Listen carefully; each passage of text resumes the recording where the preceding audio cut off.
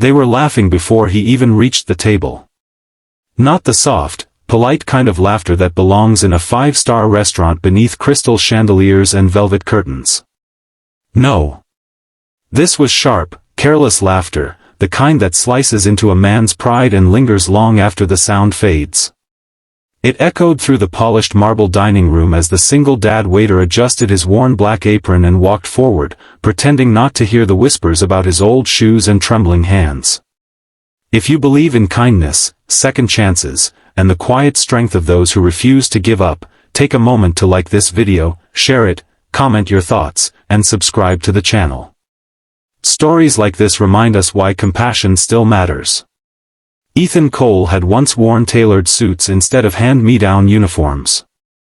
5 years earlier, he had been an architect with dreams bigger than the skyline he helped design.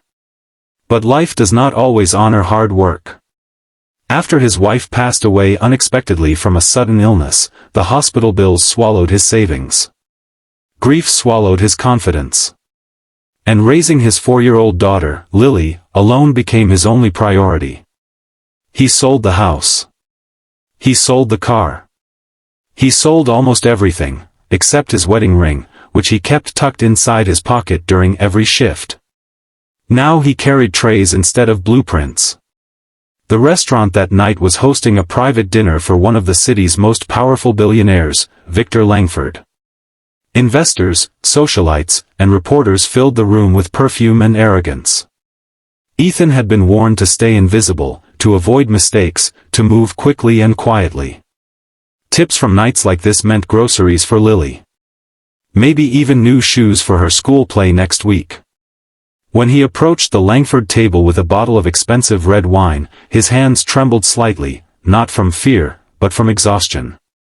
He had worked a double shift. Lily had cried earlier that morning because he would miss her bedtime again.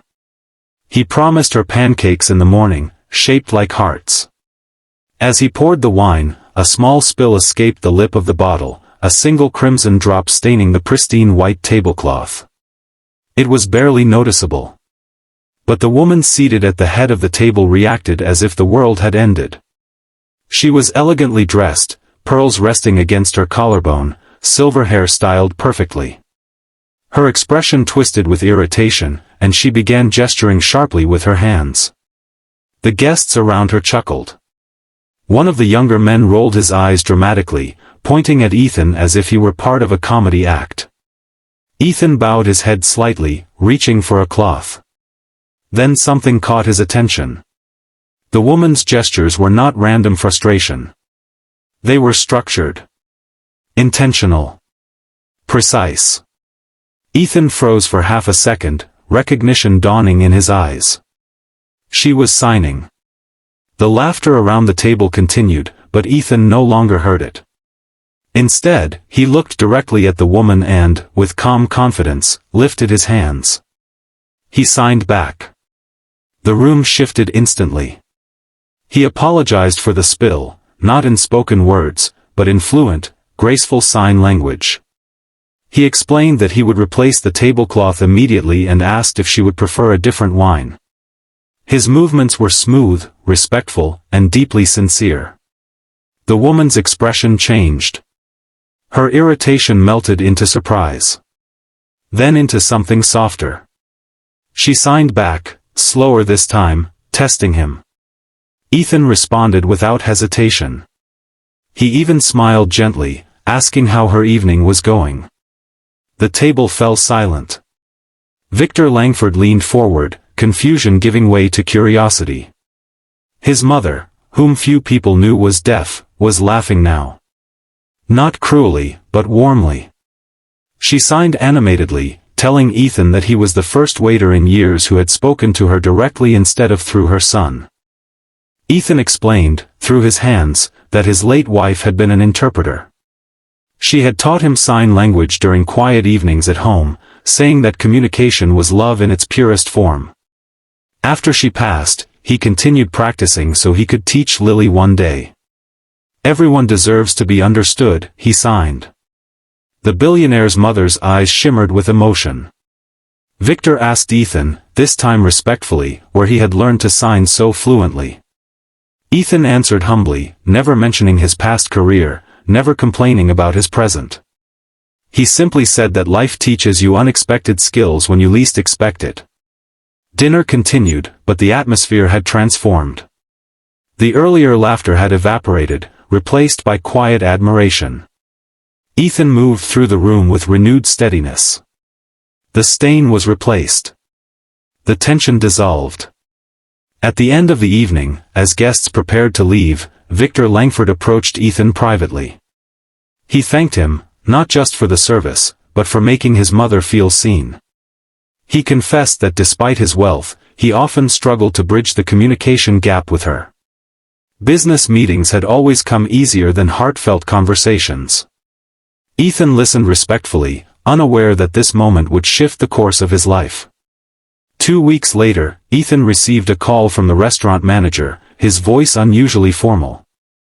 Victor Langford's foundation was launching a nationwide accessibility initiative, designing inclusive spaces, training staff in sign language, and renovating public buildings to better serve the deaf community. They needed someone who understood both architecture and empathy. They had seen his old portfolio. Victor had quietly looked him up after that night. The offer wasn't charity. It was a partnership. Ethan sat at his tiny kitchen table, Lily coloring beside him, as he read the contract. Tears blurred the words. For the first time since his wife's passing, hope felt tangible. Not loud. Not flashy. Just steady and real. He accepted. Months later, Ethan stood at the opening of the first inclusive community center designed under the initiative. His suit wasn't expensive, but it fit well. Lily stood beside him, proudly signing the words her father had taught her, "Thank you." Victor's mother was there too, smiling brighter than the flash of cameras. The same people who once laughed at him now applauded. But Ethan knew something deeper than revenge or validation. He knew that dignity cannot be taken unless you surrender it. That every skill learned in love carries power. That even the most humiliating nights can become turning points. Before we reach the end, I want to ask you something special. If this story moved you even slightly, comment the word kindness below. Let's flood this space with a reminder that compassion still wins. And if this story touched your heart, please like, share, and subscribe. Your engagement helps stories like this reach someone who might be one hard night away from giving up. Because somewhere out there, another single parent is being underestimated. Another quiet hero is carrying invisible burdens. Another person is being laughed at for circumstances they never chose. And maybe, just maybe, their moment to rise is closer than they think.